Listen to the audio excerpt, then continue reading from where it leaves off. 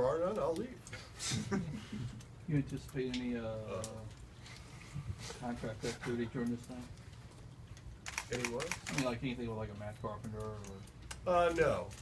Right now, don't anticipate any contract extensions at this point, but I wouldn't rule anything out between now and opening day. How do you view, I guess, the competition in the outfield? Is there a scenario you could see where there could be kind of a, not a full four-man rotation, but where there would be that, or do you see kind of it's a competition and there'll be three moving forward and then outfield around?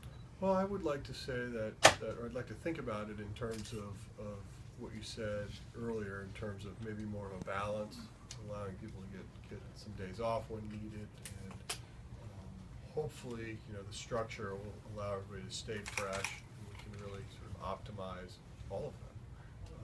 Clearly, as we get into camp, though, there will be a competition in terms of getting to know a Bourjos, who obviously is a new face in this crowd, and just sort of see how we can work him in and how he fits. But, I think the exciting part of what his game is sort of the elements that we didn't have.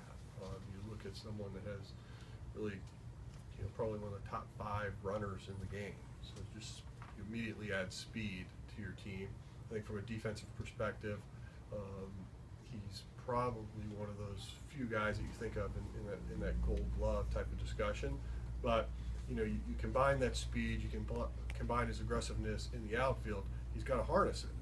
I think that's part of why he ends up banging himself up a little bit. And for him to keep himself on the field is also critical. So all these are great elements to have because you want your players to be aggressive. You want him to do things that become highlight reels for ESPN. But having said that, you still want him to be able to go every day.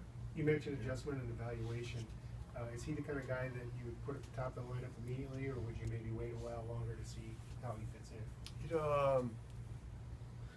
I don't make lineups, but Good, you didn't fall for that trap.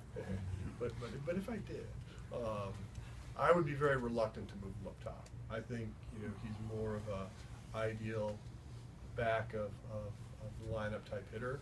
And why I say that, I mean, you look at sort of the recipe for our success last year. I think it all started with Matt Carpenter getting on base, and then regardless of who's hitting 2, 3, and 4, whatever names are on the backs of those jerseys, they're all pretty good hitters. And so I think that was really what allowed us to be as successful as we were.